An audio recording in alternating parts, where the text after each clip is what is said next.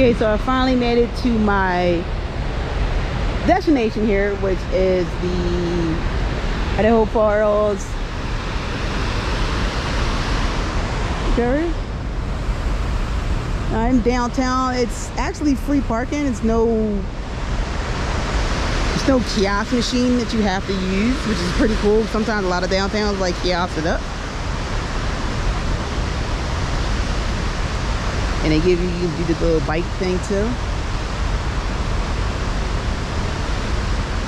Alright, so we are at the downtown Idaho Falls. Now I did see they got the visitor center. They got a lot of things on the boardwalk. You can just walk it. You don't have to just drive it around and call it a day. This is the Grand Falls overview where we're at.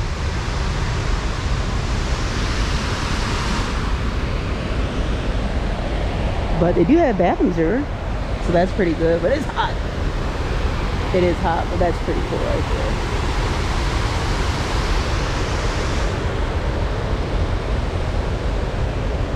And you can walk. They say it's a nice, beautiful walk. And it's a couple miles, so it's, you know, it goes all the way around that.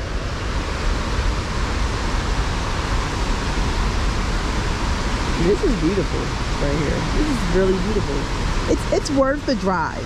So if you're like in Grand Teton, got like a day or something like that, come down to the Idaho Falls, man. It is worth it. I mean, yeah.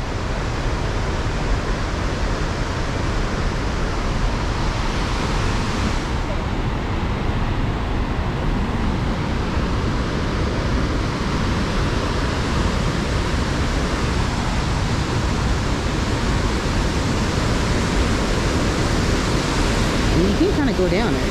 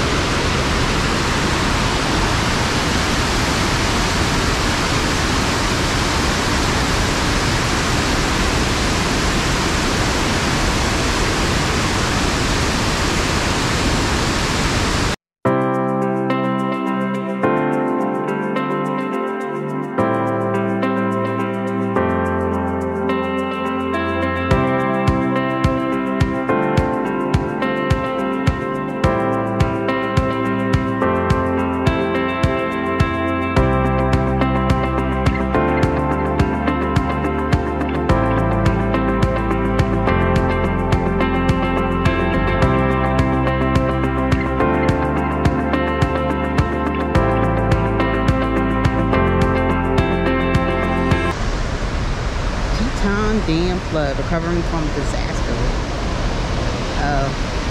On January 5th, 1976, the Teton Dam near Foxbury suffered a catastrophic failure.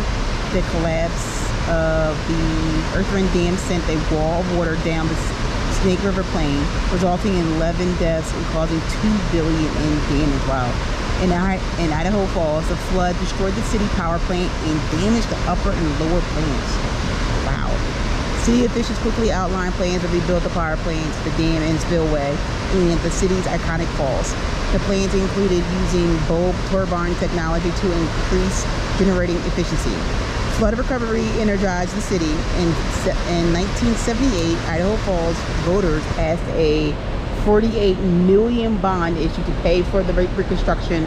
Idaho congressional delegation secured a $7.3 million U.S. Department of Energy grant for licensing and construction costs.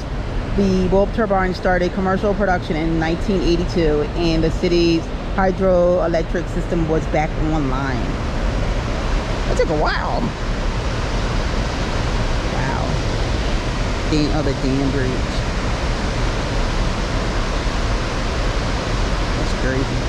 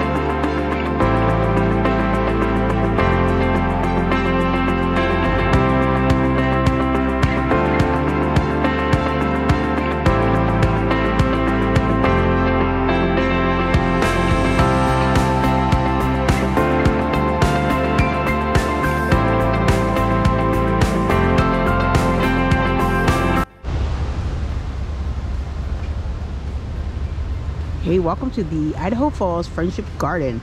A Japanese garden is a place of contemplation, so walk slowly, relax, and enjoy the garden beauty. Garden etiquettes. Please keep dogs on a leash. Okay. Stay on the pathways. Keep bikes, skateboards, and scooters on the upper level. Caution, this is a rustic Japanese garden. Be careful of the slippery paths and uneven surfaces and unprotected water. Keep children in hand. Sounds simple, right?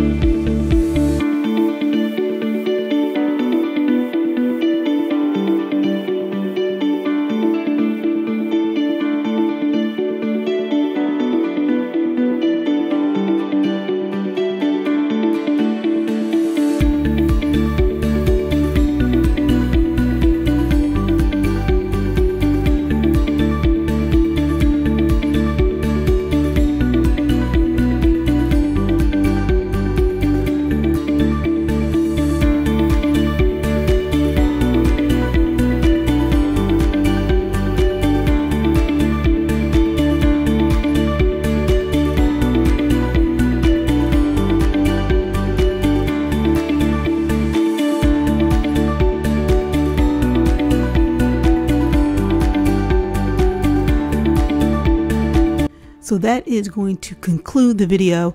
I did have fun at visiting Idaho Falls. Was it worth it? Yes, in my opinion it was. Now I was staying at Trail Creek Campground, which is outside the park, which is like a few minutes from Jackson Hole. So the drive wasn't that bad.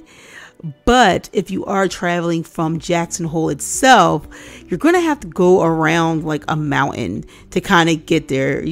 Once you travel that road, you'll see what I'm talking about. And that drive could extend your time to probably being near 2 hours. So it is kind of one of those, if you are willing to take the drive, then yes, I would say go on ahead and do it. If you want to do something else, if you're in the area or if you're driving through to go to Jackson Hole, yes, I would say stop at the Idaho Falls before you hit Jackson Hole if you are coming up to Grand Teton. So that's going to do it for the video. Please subscribe to the channel. Also follow me on Instagram and also follow me on Facebook.